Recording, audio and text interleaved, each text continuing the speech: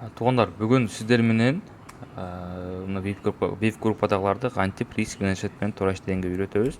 Риск менеджмент деген бул өтө мындай эң маанилүү нерселердин бири.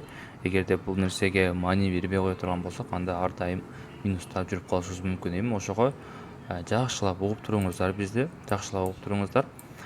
Мисалы, азыр бизде көпчүлүгүбүздө, сиздер менен бизде көпчүлүгүбүздө $10,000 шот бар, $10,000 шот. Эми негизи риск менеджмент деген эмне? Риск менеджмент деген, мисалы, айтайын силерге, мисалы, бир адам 10 жолу содага кирет. Бир күндө, бир жумада, 2 жумада 10 жолу содага кирет. Эми ошол 10 жолу содага киргенде, мисалы, ала турган болсок, 5 жолу минуста, 5 жолу плюста боло турган болсо, ал адам, анда биз эмне дейбиз? Ал адам, мисалы, силерге оюңар келиши мүмкүн, ал адам нольдо депчи. Жок туугандар. Эгерде биз риск менеджмент менен иштей турган болсок, эгерде биз 10 сделкага кирип туруп, 5 плюс, 5 минус менен жаба турган болсок, ушул бизге уже жетет туугандар. Бир айга толугу менен жетет. Бул деген, мисалы, карайлы. Мына жерде 10 жолу сделкага кирдик. 10 жолу сделкага биз ар дайым 1% менен риск алабыз туугандар. 1% минус болсок дагы 1%, плюс болсок дагы 1% менен гана риск алабыз. Түшүндүңүздөрбү? Ал эми азыр бизде RR деген нерсе бар. RR деген соотношение риск на прибыль деген сөз бар бизде. RR, же болсо мына RR, мындай R деп коеюн.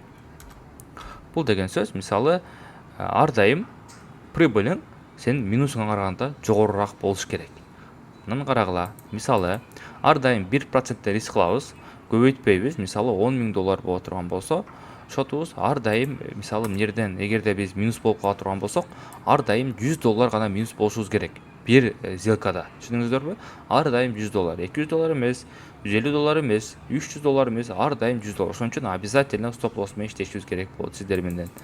Эми мисал кылайлы. Мисалы, 10 жолу содага кирдик 1%тен. Түшүндүңүздөр, 10 жолу кирдик, 5 жолу биз плюс менен чыктык, 5 жолу минус менен чыктык. Эгерде биз риск менеджментти туура сактабай, каалаган жерден кирип, каалаган жерден чыгып, же болбосо биз айткандай кылып алсаңыздар, анда сиздер бул жерде бара нольдо дагы эмес, бул жерде сиздер уже минуста болосуздар. Ал эми риск менеджмент сактасаңыздар, сиздер бул жерде плюста болосуздар. Эми мен айткан нерсем, эмнеге айына канча проценткече иштесе болот? Айына максимум 8% бизге жетет. Кеңири жетет. Мисалы, $10,000 8% канча? $800 да. Бул деген сөз, эми $10,000 шотко нормальный эле деген сөз да. Анан уже дальше шот көбөйүп кете берет, стратегия ошол бойдон тура берет. Анан силер уже мисалы $50,000 8% иштеп каласыңар, $100,000 8% иштеп каласыңар, бул уже $8,000, $4,000 деген сөз. Эми карагыла туугандар. Эми ар дайым биз 1% риск ала турган болсок, 5 жолу минус болсок канча болот? 5 жолу минус боло турган болсок, 1%тен көбөйткөндө бизге 5% минус болгон болобуз. Түшүндүңүздөрбү? Ал эми биздин көпчүлүгү RR минимум 1,2, 1,2, 1,3 да. Эгерде 1,3, 1,2 ала турган болсок, биз 5 жолу содага кирсек, 1%тен киребиз. Бирок пайда мындан карагыла. Мына жерде бизде пайдабыз эмне болот? Мына жерде 2 деп турат. Значит, биз минус болсок $100 минус болобуз, плюс болсок $200 плюс болобуз деген сөз. Эми ошондуктан биз плюс болсок 2% кошулуп атат да. Значит, 5 жолу плюс болсок эмне болот бизде?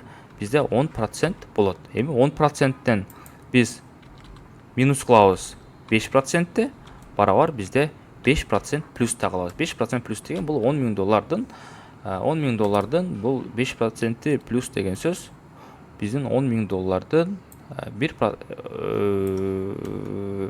$500 деген сөз да. $500 эми $10,000 шот үчүн нормальный. Эми эгерде бул жерде трейдингде канчалык көп соода кылсаң ошончолук көп акча эмес, канчалык аз соода кылсаң ошончолук көп акча табышың керек. Трейдинг адамдар үчүн скучный болуш керек да. Скучный, зерип кете тургандай болуш керек. Ошондо гана пайдага чыгасың. Бул деген нерсе, мисалы, көпчүлүк учурда көбүндө болот, анча-мынча бизде да болот. Мисалы, нол жерден кирбей турганда, нол жерден мынча пайда болот эле деп. Анан биз обязательно неме иштейбиз? Обязательно мен айтып атам, жазганда мындай жазып коем. БУ деп жазып коем, көрдүңөрбү? БУ деп жазып койсом, БУ мисалы канча? Алтындыкы, мисалы, точка входа мисалы 4362 бай дей турган болсом, өйдөгө кете турган болсо, мен БУ 60 жок 4300 70 деп коем. Бул деген сөз 4370ке барганда силер стопту кирген жерге жылдырышыңар керек деген сөз. Түшүндүңөрбү? Ошондо бизде эмне болот? Бизде же стоп болот, же тейк болот, же без убытка болот. Ошол 3 эле исход бар. Кол менен жаап коймой, же болбосо өтө чыкканда кичине өтө көргөндө жаап коймой, ылдыйлаганда жаап коймой деген нерсе жок туугандар. Анда бизде акырында по-любому минуста чыгат. Ошондуктан же стоп, же тейк, же без убытка болсо биздики абдан сонун болот. Түшүндүңүздөр, а? Ошондуктан мына айткан нерсени кылышыңыздар керек. Болбосо максатыбызга жетпей калабыз. Түшүндүңүздөрбү? Анан мисалы мен башкалардан тезирээк жете коет элем, башкалардан тезирээк иштей коет элем дей турган болсоңор, анда по-любому минуска кете бересиңер. Канчалык мисалы бир күндө эгерде силер бир күндө бир жолу нормальный содага кире турган болсоңор, уже 3% да. Бул деген сөз бир айда эгерде 3% нормальный содага кире турган болсоң, бир айда 3 жолу эле сода алсаң, уже 8% болду силердечи. 8%. Уже бир айдын нормасын кылып койдуңар. Ошондуктан болушунча күтүп иштейбиз туугандар. Стоп деген жерге стоп лосс, сылы деген стоп лосс деген буну обязательно коюп туруп, мисалы 4350 4370 стоп лосс.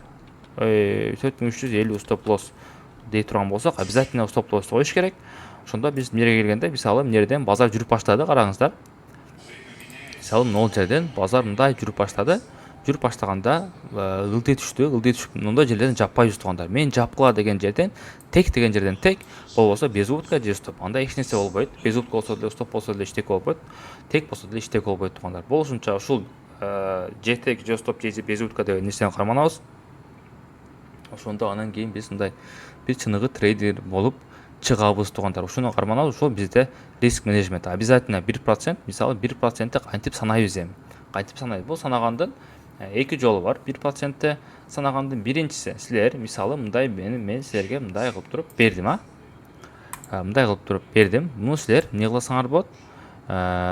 Кече жана мына сайтка кирип туруп, мына жерде сайт бар, мына калькулятор деген сайт бар, мына GCS Brokers же болбосо рассчитать торговый лот Forex деп жазсаңар, любой эме киресиңер дагы, эмнерден жазасыңар, эмнерден эмне бар, эмнерден gold мисалы. Мисалы gold грамм, килограмм эмес, gold грамм биздики. Ушуга шотуңар силердики мисалы 10.000, 10.000, 1.0 жок. 10.000, риск на сделку 1%. Эми стоп лоссты карасаңар, силер стоп лоссуңар канча болуп турат? Стоп лоссуңар силердики ушул эсептейбик экен алтында. Стоп лоссуңар силердики мисалы 5114 деп турат да. Бул 5 пункт деген сөз. Түшүндүңөрбү? 5.115 деп турат. Эми 5.115 деп жазабыз бул жака. 5.115. Сумма риска биздики ошондо мунун азыр мунун бизге килограмм кылып көрөйлүбү? Чыкпай атат. Алтындыкы чыкпайбы бул жактан? Килограмм десек деле бирдей. Бул алтындыкы туура эмесирээк чыгат экен туугандар.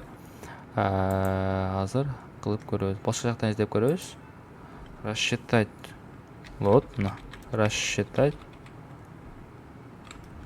лот мына Forex деп мына. Нол көбүндө ачылыш керек туугандар. Мен азыр башка жакта жүргөн үчүн бул мен жашаган жерде ушул иштебейт экен. Ушул обязательно сонун кылып чыгарып берет. Анан каласаңар нога кирип көрөсүңөр. Бул сайттар бизде кичине мына странанын ограничениясы болгондуктан жакшы иштебей атат. Ушундай кылсаңар болот. Азыр туугандар мындай басып көрөйүчү бул жакта дагы. Мына мисалы Forex дейт. Forex'te bizde 1% risk. Nol da bizde жакшы экен. Бул жакшы экен. Буну бирок биз кандай кылсак болот экен. Бул еврога колдонсок болот экен. Так, Forex'e колдоно албайт экенбиз. Ал эми ушул сайттардын бирөөсү менен алтындыкын эсептесеңиздер болот. Мен жазганда мисалы азыр чыкпай атат. Нол эң сонун мына иштеп бересиздер. Азыр менде бул иштебей атат. Бул азыр муну көрөлү.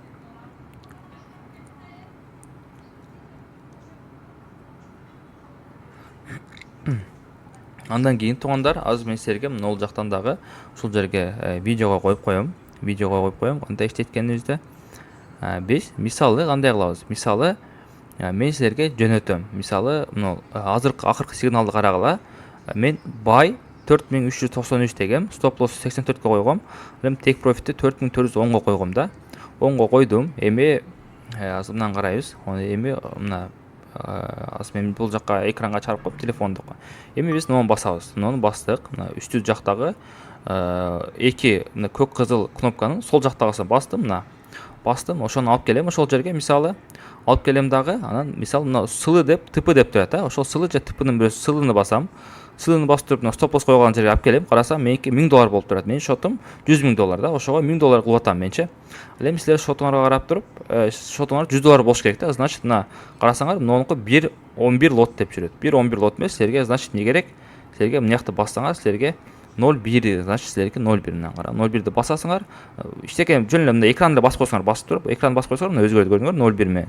Өзгөрдү, стоп лосстагы размери өзгөрдү, $92. Эми силер буну кичине азайтып койсоңар, кичине көбөйтүп койсоңар, ошондо силерге почти $100 болот. $100 болот. Ошентип $100 риск кылып туруп, take profit'ти мындай кылып take profit кылган жерге коесуңар.